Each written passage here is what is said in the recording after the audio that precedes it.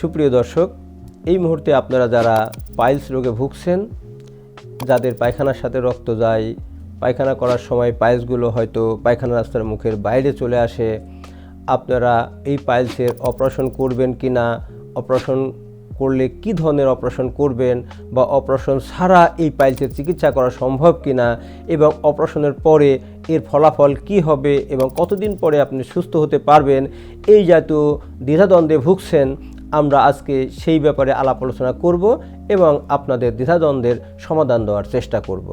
আমি অধ্যাপক ডাক্তার মোহাম্মদ রশিদুল ইসলাম, অধ্যাপক এবং বিভাগীয় প্রধান, কোলোরেক্টাল সার্জারি বিভাগ, শহীদ সোহরাওয়ার্দী মেডিকেল কলেজ হাসপাতাল।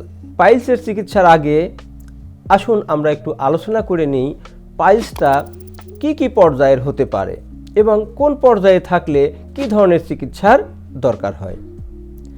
দেখুন, পাইলসের সাধারণত 4টি পর্যায় থাকে বা 4টা গ্রেড বলি আমরা। প্রাথমিক পর্যায়, পায়খানার সাথে পায়ুপথ দিয়ে লাল রক্ত যায়, কিন্তু পাইলসগুলো পায়খানা রাস্তার মুখ দিয়ে বাইরে আসে না, পাইলসগুলো পায়খানা রাস্তার ভেতরেই থাকে। দ্বিতীয় পর্যায়ের পাইলস, পায়খানার সাথে রক্ত যায়, পাইলসগুলো পায়খানার পরে পায়খানা রাস্তার মুখ দিয়ে বাইরে আসে কিন্তু আবার ভিতরেই চলে যায়, এটাকে বলে দ্বিতীয় পর্যায়ের পাইলস। এই প্রথম এবং দ্বিতীয় পর্যায়ের পাইলসগুলোতে আমরা সাধারণত অপারেশন না করে ওষুধের মাধ্যমে চিকিৎসা করে ভালো রাখার বা ভালো করার চেষ্টা করি। কিন্তু যদি এমন হয় আপনার পায়খানার সাথে রক্ত যায় এবং পায়খানা করার পরে পাইলসগুলো পায়খানা রাস্তার মুখ দিয়ে বাইরে চলে আসে এবং নিজে নিজেই আর পায়খানা রাস্তার মধ্যে যায় না, হাত দিয়ে আপনাকে চাপ দিয়ে ভিতরে দিতে হয়, এই জাতীয় পাইলসগুলোকে আমরা তৃতীয় পর্যায়ের পাইলস বলি। আরেকটা পর্যায় আছে যেটা পায়খানা রাস্তার ভিতর থেকে পাইলসগুলো পায়খানা রাস্তার বাইরে চলে আসে আর হাত দিয়েও আপনি এই পাইলসগুলোকে পায়খানা রাস্তার মধ্যে দিতে পারেন না, এটা সর্বশেষ পর্যায় বা চতুর্থ পর্যায়ের পাইলস। এই তৃতীয় এবং চতুর্থ পর্যায়ের পাইলসগুলোর জন্যই সাধারণত অপারেশনের দরকার হয়। এই দুই পর্যায়ের পাইলসগুলো শুধুমাত্র ওষুধের মাধ্যমে ভালো করা প্রায়ই সম্ভব হয় না। তবে আপনারা আসলে পাইলসের অপারেশনের কথা শুনলেই হয়তো একটু ভীত হয়ে পড়েন, তবে আমি আপনাদেরকে এই পাইলসের বিশেষজ্ঞ হিসাবে একটু মনে সাহস দিতে চাই যে আসলে পাইলস চিকিৎসা নিয়ে ভয়ের তেমন কোনোই কারণ নাই। এখন অনেক আধুনিক পাইলসের চিকিৎসা পদ্ধতি আছে যার মাধ্যমে আপনি স্বল্প সময়ের মধ্যেই সুস্থ হয়ে স্বাভাবিক কার্যক্রমে যোগদান করতে পারেন। আসুন আমরা এই তৃতীয় এবং চতুর্থ পর্যায়ের পাইলসের অপারেশন নিয়ে একটু আলোচনা করি। পাইলসের জন্য অনেকগুলো চিকিৎসা পদ্ধতি আছে, তার মধ্যে rubber band ligation, radio frequency ablation, laser procedure, Longo procedure, excisional haemorrhoidectomy. তবে এক্সিশনাল হেমোরয়েডেক্টমির মধ্যে আমরা আগে যেটা করতাম ডায়াথার্মি দিয়ে, সেটা ভালো ছিল, তবে এখন আরও আধুনিক আমরা করি যাতে অপারেশনের পরে আপনাদের ব্যথাটা খুবই কম থাকে, তার জন্য এখন আমরা লিগাসিওর বা হারমোনিক মেশিন ব্যবহার করি।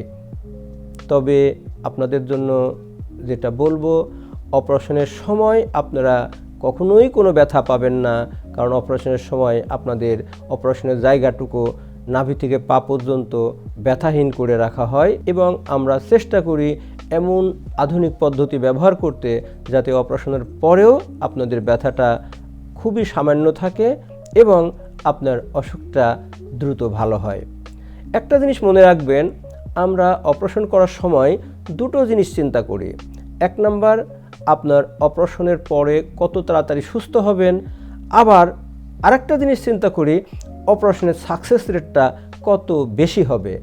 এই দুটো বিষয় চিন্তা করে তারপরে আমরা নির্ধারণ করি আপনার জন্য কোন পদ্ধতিটা সবচেয়ে ভালো হবে। মনে রাখবেন, সবার জন্যই একই পদ্ধতি কার্যকরী নাও হতে পারে, এক একজনের জন্য এক এক রকমের পদ্ধতি ভালো হতে পারে।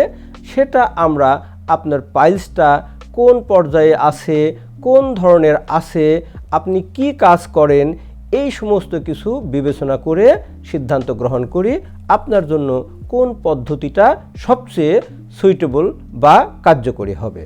সুপ্রিয় দর্শক, আপনাদের সবার উদ্দেশ্যে আমি এই পরামর্শ রাখব, আপনারা প্রথমভাবে চেষ্টা করবেন যেন আপনাদের কারুর পাইলস না হয়। তার জন্য আপনারা বেশি বেশি শাকসবজি খাবেন, বেশি বেশি পানি খাবেন, দরকার হলে ইসবগুলের ভুসি খাবেন, নিয়মিত হাঁটাহাঁটি করবেন, আপনাদের কোষ্ঠকাঠিন্যটা এড়িয়ে চলবেন বা অ্যাভয়েড করবেন। আশা করি আপনার পাইলস থেকে মুক্ত থাকবেন। এরপরেও যদি আপনাদের কারুর পাইলস হয়ে যায় তাহলে পারে আপনারা খাদ্য খানার অভ্যাস, হাঁটাহাঁটির অভ্যাস এবং চিকিৎসকের পরামর্শ নেবেন। আশা করি চিকিৎসকের পরামর্শ মেনে চলবেন এবং আপনারা পাইলস থেকে সুস্থ থাকবেন। আপনারা সবাই ভালো থাকুন এই কামনা করি।